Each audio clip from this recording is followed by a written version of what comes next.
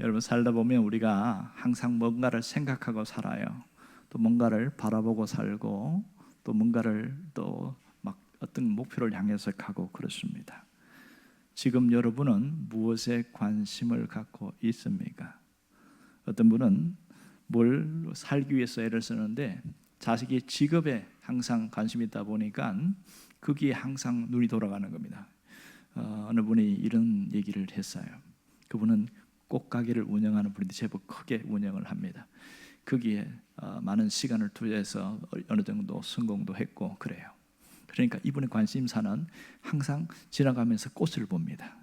저 꽃을 보면서 저 꽃은 무슨 꽃이고 무슨 꽃이고 이름도 굉장히 잘 알아요. 그런데 희한한 것은 항상 장사꾼의 눈으로 꽃을 바라보는 거예요. 그러니까 막 길가에 막 이렇게 피어 있는 꽃들이 있지 않습니까? 그런 꽃들을 보면서 저거 팔면 돈이 얼마가 될 텐데, 이런 생각이 드는 거예요.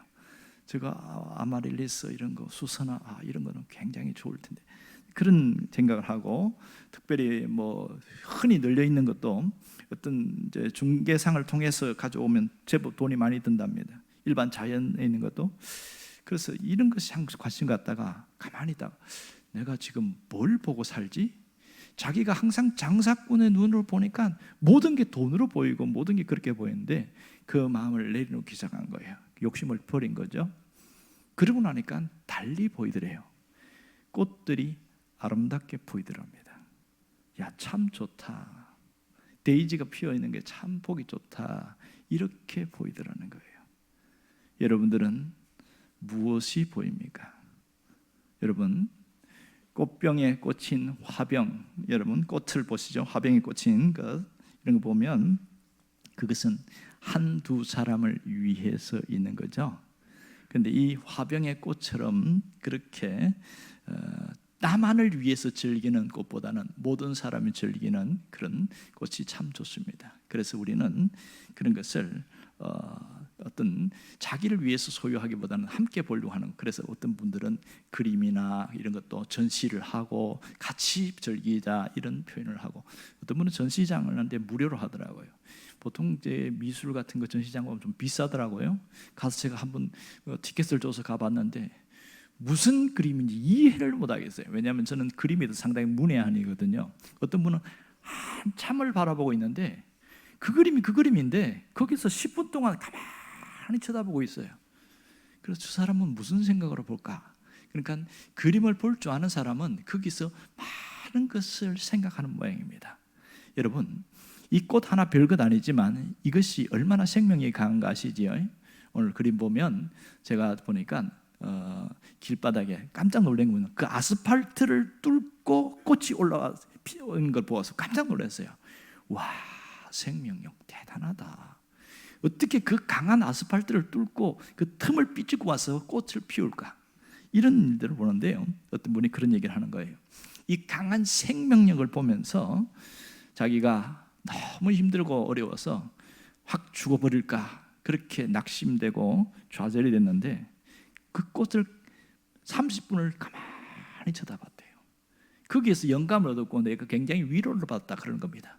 세상에 저 천한 꽃도 살아가려고 그렇게 일어나는데 내가 이것 때문에 무너지면 되겠나? 이러면서 그렇게 꽃 때문에 위로를 받고 돌아왔다는 그런 얘기가 있습니다. 정말 어떤 사람에게는 이것이 좌절하고 낙심한 사람에게는 힘과 용기를 주고요, 우울증에 걸린 사람에게는 격려가 되기도 하고, 또 사는 것이 재미가 없고 기쁨이 없는 사람이 꽃을 보면서 자기도 피식 웃음이 나더라는 거예요.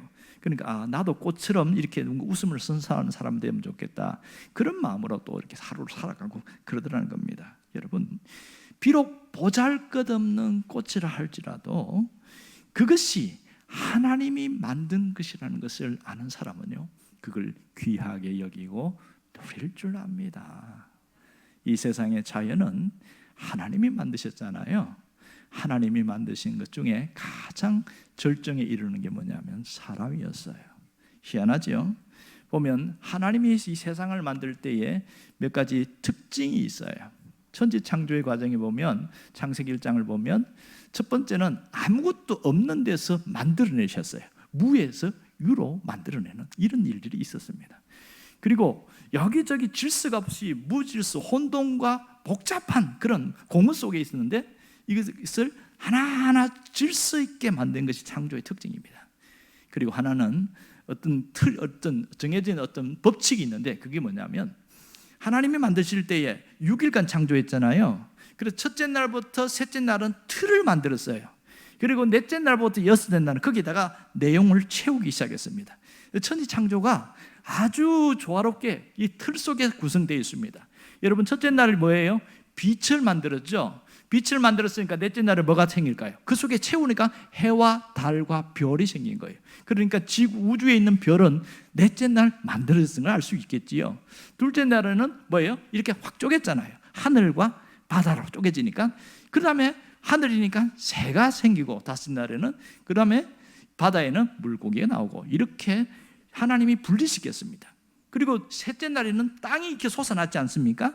땅과 거기에다가 나무가 생겼잖아요. 그리고 여섯째 날에는 누가 살아야 돼요? 짐승이 먼저 살죠. 마지막에 창조된 게 뭐예요? 사람입니다.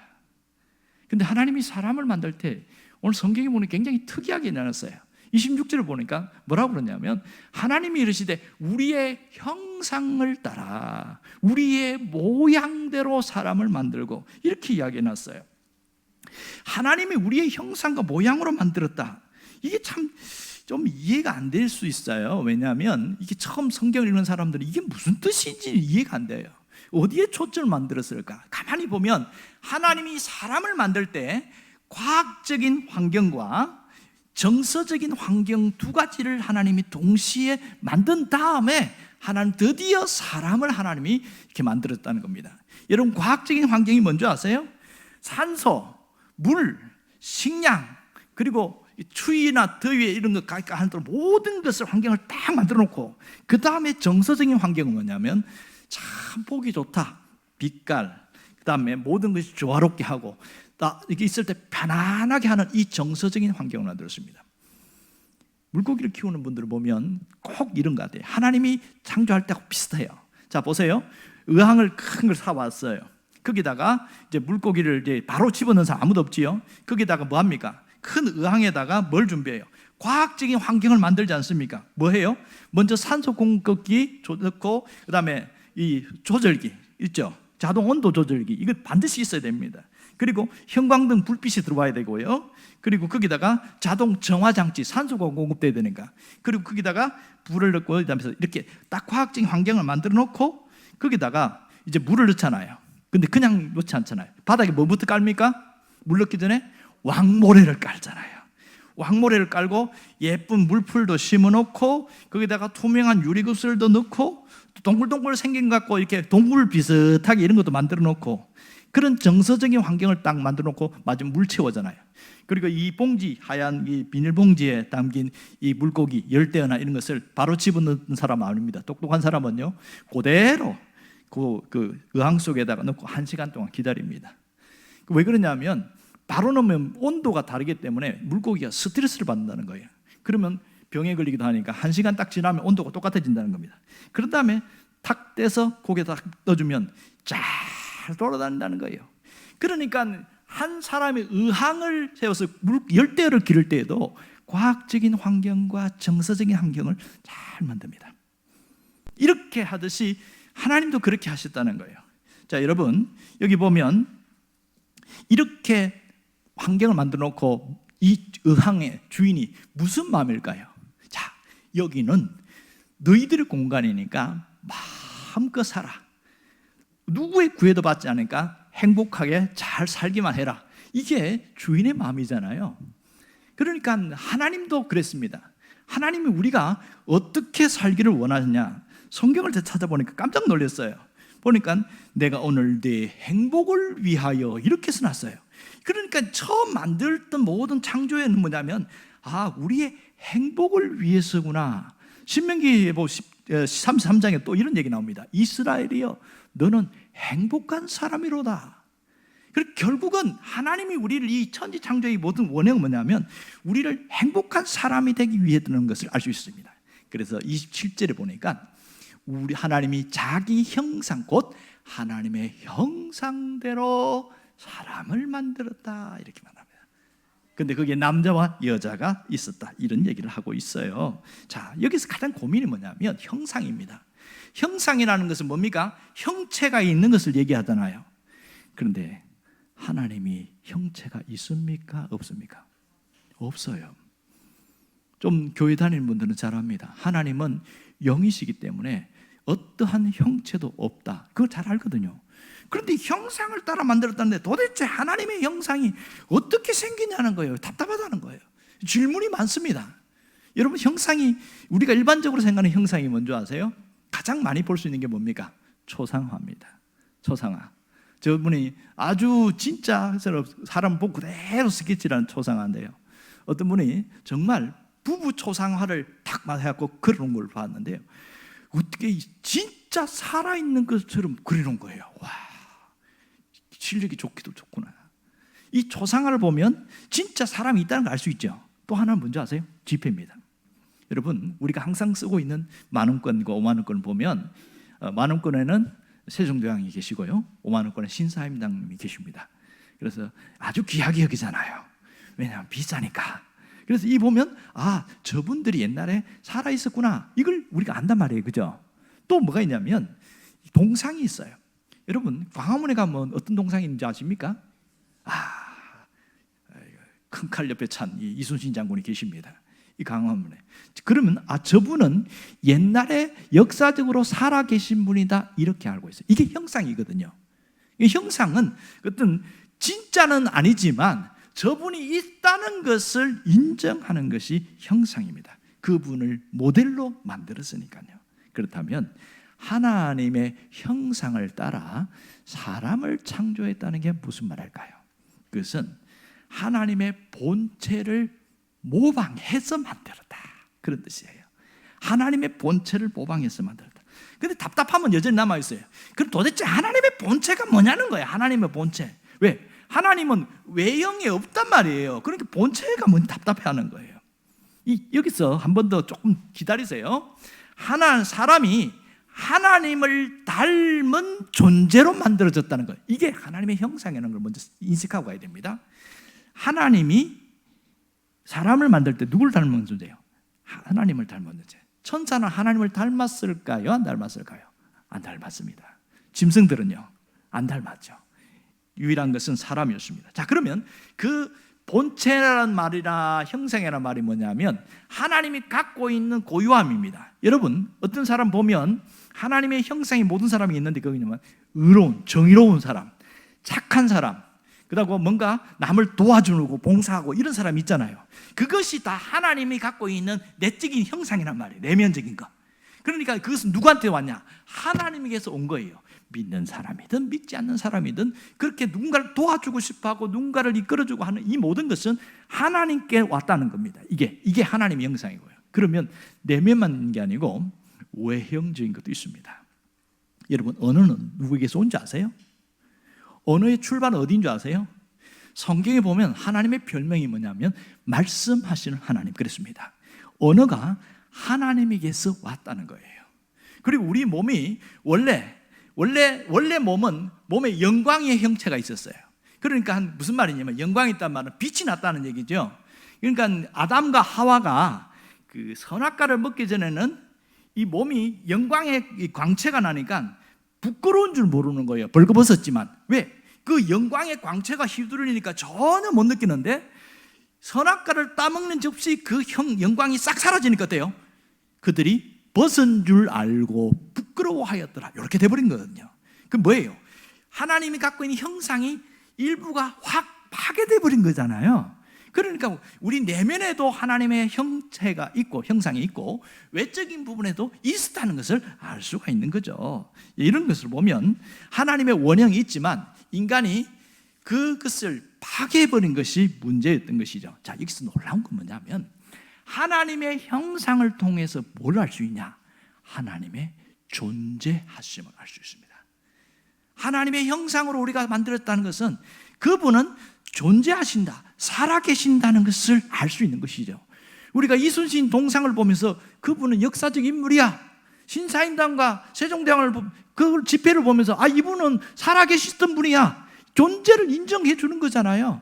그러니까 하나님의 형상이라는 것은 우리가 하나님의 존재가 계신다는 것을 인정하는 거죠. 그분이 지금도 살아계신다는 것을 인정하는 것이 형상입니다. 우리는 그러니까 하나님의 사진이고 우리는 하나님의 초상화다, 이렇게 말할 수 있는 것이죠.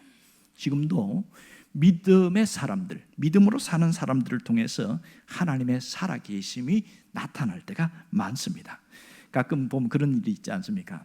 어떤 분이 은혜를 억수로 많이 받았어요. 은혜를 엄청나게 많이 받았는데 다른 게 뭐냐면 얼굴이 환해지는 거예요.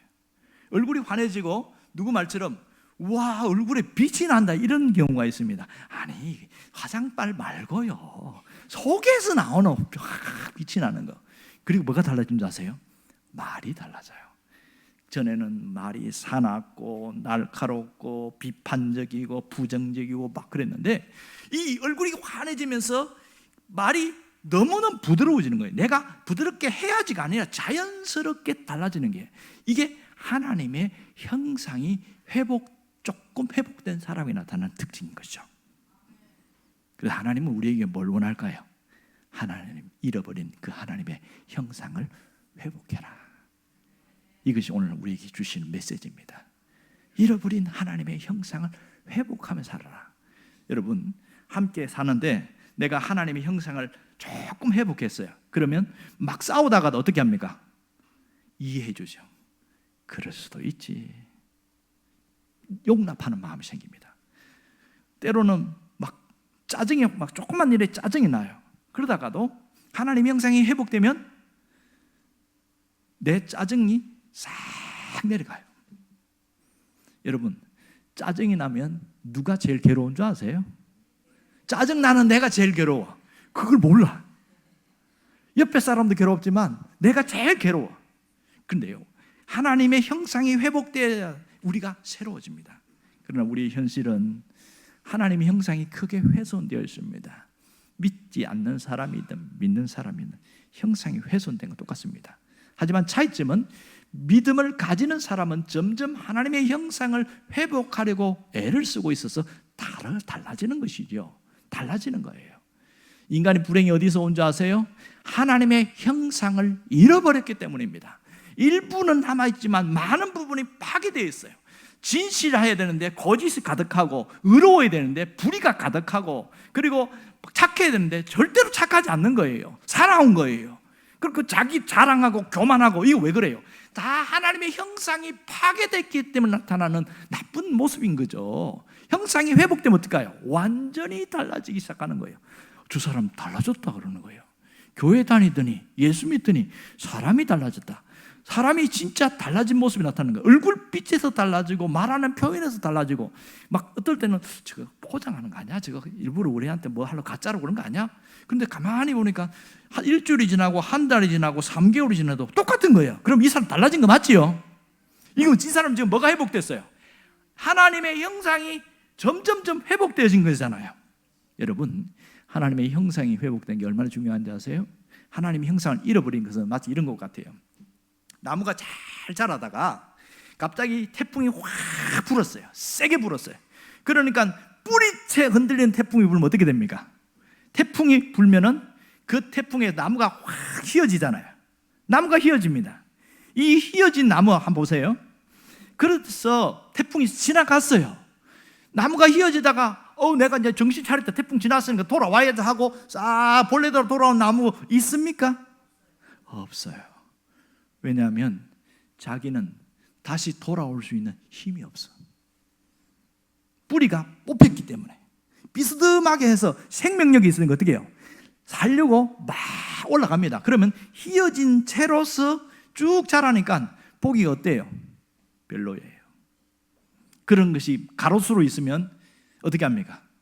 뽑아내버립니다. 왜? 저 나무 왜 저 놔두냐고. 다 사람들이 한마디 하니까.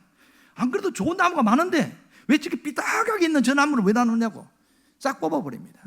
여러분, 원래 사람은 착했어요. 의로웠어요. 진실했어요. 왜? 하나님의 형상이 있으니까. 그런데 인생의 태풍이 몰아치기 시작하고 가정에 몰아치면서 온갖 폭력과 폭언이 막 난무하면서 상처를 받는 거야.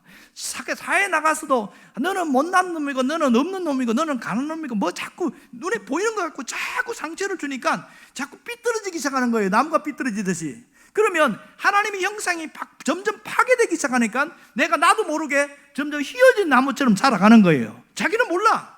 그리고 원래 내 성격이 그래. 왜 자꾸 화를 자주 내세요? 저는 처음부터 화를 냈습니다. 세상에 처음부터 화내는 사람 아무도 없어요. 그 사람도 어릴 때는 다 착하고 진실하고 어려운 사람이었어요. 인생의 세파에 시달리다 보니까 나무 삐뚤어지듯이 인격이 삐뚤어져 버린 거죠. 여러분, 우리 속에 살다 보면 사회에서 이슈되는 묻지마 살인도 다 인격이 삐뚤어진 사람들입니다. 그리고 뭐 사이코패스라든지 사스퍼거, 아스퍼거라고 하는 그런 어떤 사회성 어떤 문제아들이잖아요. 다 그건 뭐냐면 인격이 삐뚤어져서 휘어진 나무처럼 삐뚤어져서 생긴 모습이에요. 그래서 어려움이 있는 거거든요. 여러분, 우리에게 정말 중요한 게 뭔지 아세요? 잃어버린 하나님의 형상을 회복해 나가는 겁니다. 잃어버린 하나님의 형상, 무조건 무너진 하나님의 형상을 회복해 나갈 때에 정말 우리는 아름다운 정말 하나님이 원래 만든 모습대로 점점 닮아가게 되는 겁니다. 여러분 모두가 하나님의 형상을 회복해 나갈 수 있기를 바랍니다. 그래야 달라져요. 그럼 어떻게 회복하냐고요? 그것이 어렵잖아요. 하나님의 형상의 회복은 예수 그리스도를 통해서 이루어진다는 사실이죠. 예수 그리스도를 통해서 하나님의 형상이 이루어진다. 왜요? 예수님이 하나님의 형상이라고 그랬어요. 성경에 보면 그렇게 나옵니다. 고린도후서 4장 4절에도 보면 그렇게 이야기하고 있어요. 그리스도는 하나님의 형상이니라 그랬어요. 또 성경에 보면 골로새서 1장에도 보면 그는 보이지 아니하는 하나님의 형상이시요. 그러니까 예수님이 하나님의 형상이구나. 그러니까 우리가 예수를 믿는다는 것은 뭐예요? 잃어버린 하나님의 형상을 회복해 나가는 것이지요. 교회 다니는 사람과 예수 믿는 사람 차이가 뭔지 아세요? 교회는 10년을 다니도 절대로 하나님의 형상 회복 안 됩니다. 그런데 진짜 예수를 믿으면 하나님의 형상이 점점 회복되기 시작하고 달라지는 거예요. 내가 착하게 살아야지 그런다고 착해지는 게 아니에요. 내가 성질을 죽여야지 그런다고 죽여지는 게 아니에요. 하나님의 형상이 회복되기 시작하면 그냥 살아가는데 갑자기 말씨가 달라졌어. 그 다음에 자기 성질이 죽어 있어. 어느 날 내가 죽인 게 아니에요. 진짜 예수 믿으려고 애쓴 것밖에 없는데 갑자기 달라졌어요. 저 사람은 달라졌네. 달라진 거 자기가 알아요, 몰라요? 잘 몰라. 애들이 자라면 자기가 내가 오늘 0.5cm 컸네. 알아요, 몰라요? 몰라요. 어쩌다가 온 그 사촌들이나 친척들이 왜 이렇게 키가 많이 컸어? 이렇게 이야기하잖아요. 하나님의 형상이 회복되면 회복된 만큼 사람이 달라지는 거예요. 그래서 우리가 하나님의 형상 회복이 중요하다 강조하고 딱 강조하는 거예요. 예수를 믿는데 그럼 예수 믿는 사람들은 회복이 왜 안 되냐? 그분은 내 인생의 주인으로 모시지 않고 예수님을 항상 손님 취급하는 거예요. 예수를 믿었어. 하지만 그분이 내 인생의 주인이 아니야. 내가 필요하면 언제든 들어주는 그런 종처럼 부리는 그런 사람이 있어요. 있잖아요. 이렇게 싹 문지르면서 뭐라고 그래요? 주인한테 그럼 팡 하고 주인님 부르셨습니까? 그래 오늘 따뜻한 밥 한 그릇 하고 뭐 좀 내놔봐라. 그럼 막 만들어 놓고 하나님을 진이 부리듯이 하는 사람들이 있습니다. 급하고 필요할 때만 하나님 찾고 그러고 괜찮고 잘 나가면 하나님이 뭐고 다 필요 없어. 하나님 신경 오지 마세요. 자꾸 하나님 옆에 있으면 자꾸 신경 쓰이잖아. 내가 좀 거짓말도 해야 되는데 그럼 하나님 옆에 계시면 내가 거짓말 못 하잖아요. 없는 게 편한 거야. 이게 하나님의 형상이 잃어버린 사람들에게 나타나는 현상이에요. 진짜 예수 믿는 사람은요 하나님이 신경 쓰이는 게 아니고 좋아요. 왜냐하면 그분에게 맨날 요구하는 게 아니고 필요할 때마다 하나님과 가까이 가려고 하는 거죠. 형상이 회복되면 사람이 달라지고 환경이 달라지고 모든 것이 회복되지니까요. 자, 부부 사이가 안 좋습니다. 하나님의 형상이 회복되면 어떨까요? 사이가 좋아지는 거예요. 왜? 내 마음이 요만하다가 마음이 넓어졌어요. 그럴 수도 있지 이러면서 달라지는 거죠. 이해할 수 있고요, 용납할 수 있고요, 받아들일 수 있는 그런 마음이 생기는 겁니다. 그러나 지금은 우리가 어떤 상태에 있습니까? 지금은 공사 중입니다. 하나님의 형상이 회복되는 과정에 있는 공사 중에 있는 사람이라는 걸 알아야 됩니다. 나도 공사 중이고 너도 공사 중이고 모두가 공사 중인 거예요. 여러분, 교회 예배당에 있는 사람을 천사로 보면 큰일 납니다. 모두가 공사 중인 사람입니다.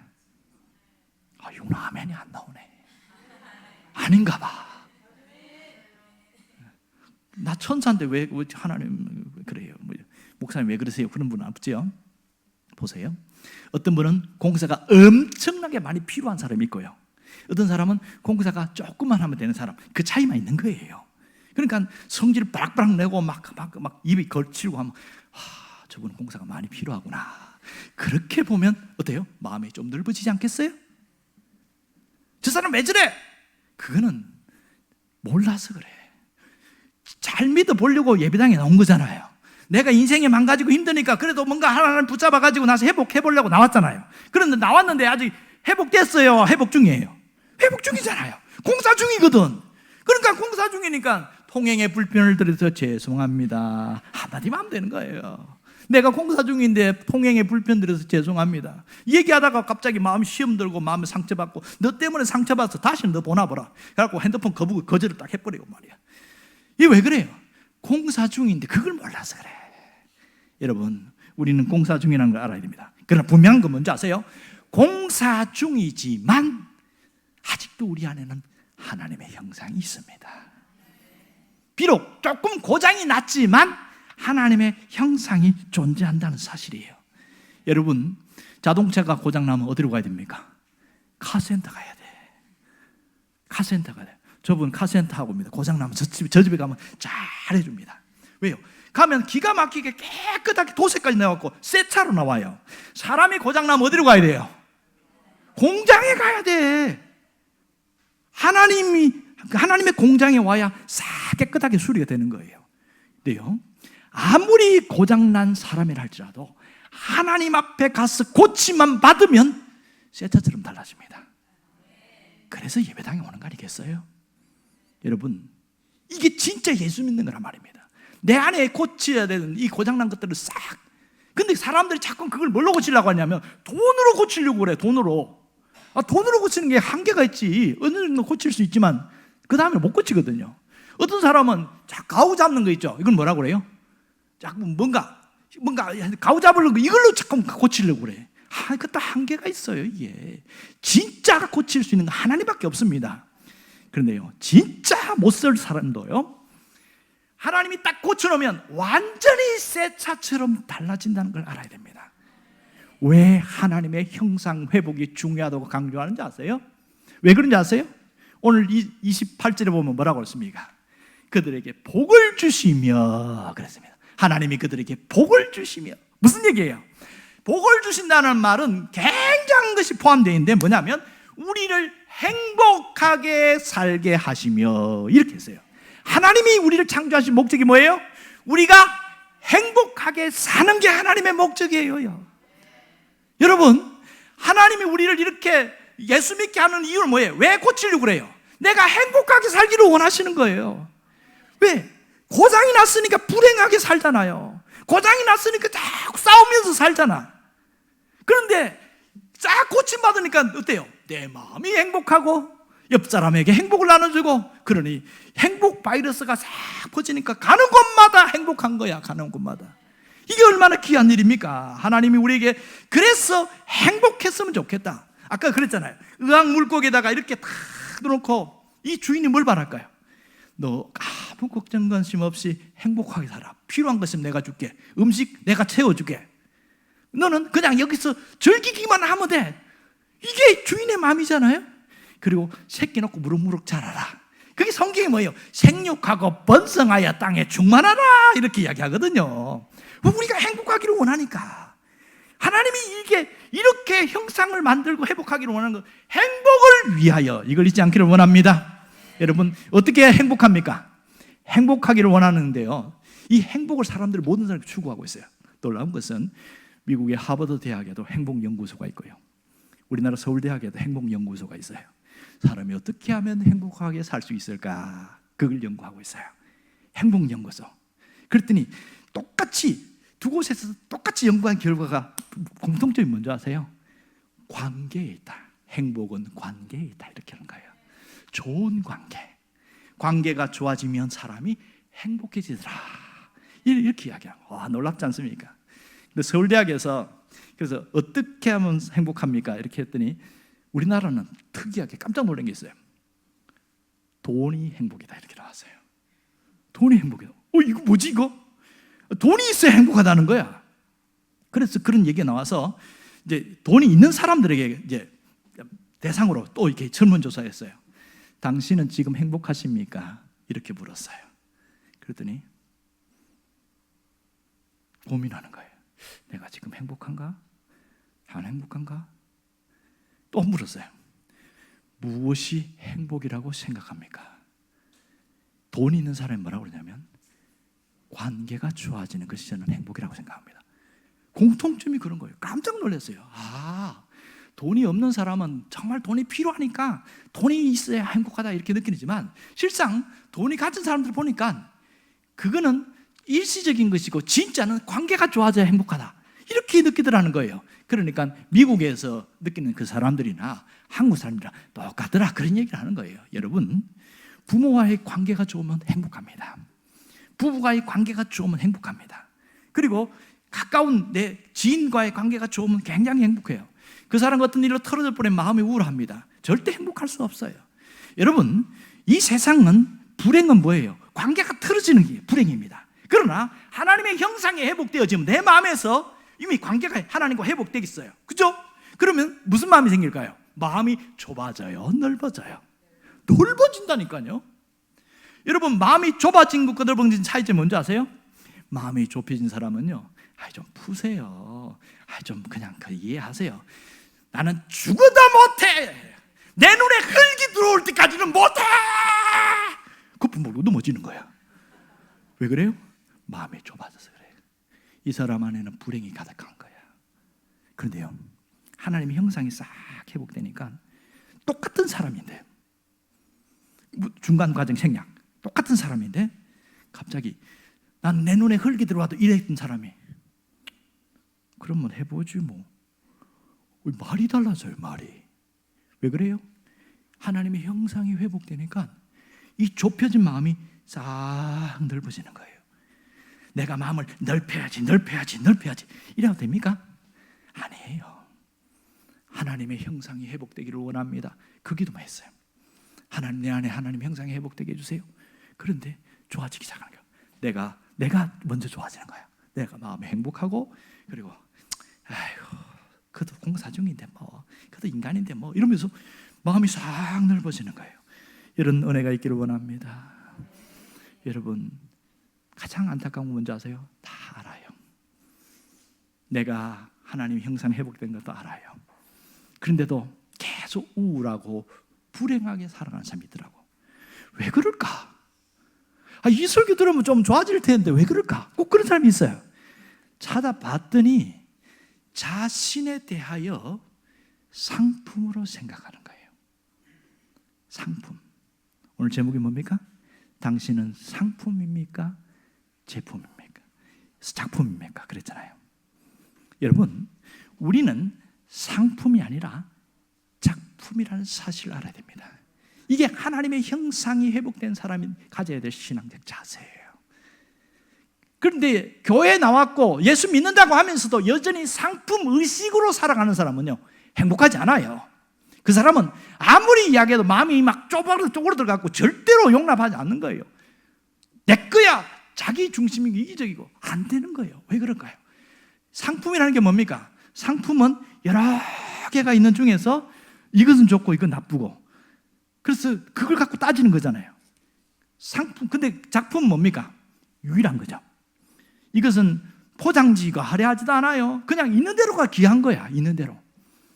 근데 상품의식이 있는 사람은 어떻게 사냐면 저 사람과 나를 비교하는 거예요. 이 사람이 가진 것과 나를 비교하고요. 저 사람이 이 차 탔으면 나도 이 차 타야 돼. 저 사람이 이만큼 가졌으면 나도 가져야 돼. 그런데 가랑이 찢어지잖아. 그러니까 자기는 불행한 거야. 왜? 비교의식으로 살아가니까. 비교의식으로. 내가 이름이 드러나야 내가 행복해. 왜? 상품의식이 있으니까. 작품의식이 있는 사람은요, 나는 나대로 소중한 존재라고 인정합니다. 여러분이 상품의식이 아니라 작품의식을 가지기 바랍니다. 인정받아야 그렇게 자기 존재를 아는 게 아니라 나는 그냥 있는 자체가 소중한 존재야. 왜? 하나님이 그렇게 보시니까. 이게 하나님의 시선으로 나를 보는 거예요. 진짜 이런 사람은 예수를 믿어도 제대로 믿는 거죠. 온전히 믿는 거 아니겠습니까? 여러분이 정말 이런 사람 되기를 원합니다. 하나님 우리를 어떻게 봐요? 너는 작품인데 어떤 작품이냐? 걸작품이다. 희귀한 작품이다. 하나님 그렇게 보는 겁니다. 그걸 어떻게 알 수 있습니까? 여러분 손에 지문이 있지요? 전 세계 수십억 인구인데 지문이 똑같은 사람 하나도 없대. 지문이 똑같은 사람 하나도 없대. 그래서 뭐 세관에 등록한다든지 그 다음에 어떤 출국한다든지 하면 지문 꼭 확인하잖아요. 왜 그래요? 그 사람은 고유의 특징이 있으니까. 이건 뭘 얘기합니까? 하나님은 나 한 사람은 다른 사람과 똑같은 복제품을 하나도 만든 적이 없다는 거야. 그걸 알아라는 겁니다. 지문이 다르다는 걸 알면서도 내가 얼마나 귀한 작품인지를 의식하지 않고 살기 때문에 자꾸 우리 삶에는 불행이 밀물처럼 밀려오는 겁니다. 오늘부터 도장 찍으시기 바랍니다. 나는 하나님의 작품이다. 나는 하나님의 걸작품이다. 그렇게 여러분들이 얘기할 수 있기를 바랍니다. 이렇게 계속 하나님의 작품으로 살아가는 게 중요한데요. 어떻게 하면 되냐? 천국을 실감하면 돼요. 천국을 느끼면 된단 말입니다. 내가 내 안에서 천국을 느끼는 게 중요한 거예요. 뭐가 천국을 느끼는 거냐? 내가 행복하다 그렇게 느껴져요. 그러면 그 사람 안에 뭐가 임한 거예요? 천국이 임한 거죠. 하나님 나라가 임한 거잖아요. 내 마음이 너무 편하다 느꼈어요. 그 다음 그 사람 안에 뭐가 임했습니까? 천국이 임한 겁니다. 돈이 생겨서 천국이 임하는 게 아니고 마음에 그래 천국이 임하는 게 중요한 거예요. 이게 예수 믿는 겁니다. 거기서 끝나지 말고 나만 주지 말고 옆에까지 확장시켜 나가는 거잖아요. 그래서 성경이 뭐라고 표현합니까? 내가 너희를 보낸 것까지 나도 너희를 보내노라. 주님이 너만 천국을 누리지 말고 다른 사람에게도 천국을 확장시켜 나가라. 하나님 나라가 임하도록 해라. 그렇게 얘기하는 거예요. 그래야 나도 좋고 너도 좋고 서로 좋아지기를 원하는 거 아니겠어요? 여러분 우리가 7월 달에 보면 6일과 13일에 초청절 행사하지 않습니까? 기빈초청축제 하고 있어요. 이거 왜 하는지 아세요? 내가 누리는 그 천국과 그 귀한 것을 다른 사람도 함께 나누기를 원하는 마음이죠. 나누기를 마음이에요. 그래서 이러는 거 하는 거예요. 예수 믿는 교회 나오면서 제일 불행한 사람은 교회 나와서 우울증 걸리고 교회 나와서 내가 이 세상에 최고 불행해. 어떻게 하면 나 죽을까? 이런 사람 최고 불행한 사람. 왜 그래요? 예배당에 나와서도 자기는 천국이 없어. 지옥 같은 삶이야. 밖에서도 지옥이고 안에서도 지옥이야. 이게 얼마나 불행한지 아세요? 근데 진짜는요 달라져요. 내가 밖에서는 온갖 세상에 세파에 찌들고 사람에게 찌들고 돈에 찌들고 상경에 찌들고 그렇게 왔는데 찬송 부르면서부터 갑자기 마음 편해지기 시작했어요. 예배를 끝나고 났는데 무슨 설교를 들었는지 기억도 안 나. 하도 목사님 뭐라고 설치니까 뭐라고 하긴 했는데 그런데 마음이 편안해졌어. 눅눅한 마음이 생기는 거예요. 그 얼굴이 웃음기가 싹 해요. 저는 인상 찌그리고 왔는데 얼굴이 펴지고 나왔어요. 이 사람에게 뭐가 임했어요? 천국이 임한 거예요. 그리고 야 너도 믿어봐. 좋아. 뭔지 모르겠는데 괜찮아. 그건 뭐예요? 천국을 확장시키는 거죠. 이게 신앙생활입니다. 여러분에게 하나님의 나라가 임하기를 바랍니다.